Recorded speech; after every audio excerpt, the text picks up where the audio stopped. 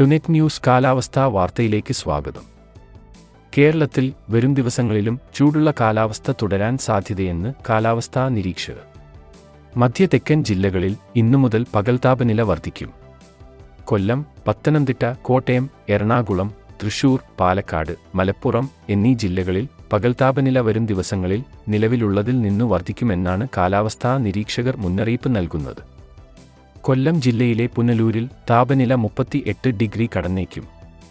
പത്തനംതിട്ട, കോട്ടയം ജില്ലകളിൽ പലയിടത്തും താപനില 37 മുതൽ 38 വരെ ഡിഗ്രി രേഖപ്പെടുത്തിയേക്കും.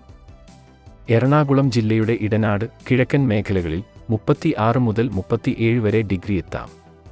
മലപ്പുറം, തൃശൂർ ജില്ലകളിൽ 35 മുതൽ 36 വരെ ഡിഗ്രി ചൂട് അനുഭവപ്പെടുമെന്നും കാലാവസ്ഥാ നിരീക്ഷകർ അറിയിക്കുന്നു. കാലാവസ്ഥാ വാർത്തകൾ കൃത്യമായി ലഭിക്കാൻ ചാനൽ സബ്സ്ക്രൈബ് ചെയ്യുക. നന്ദി.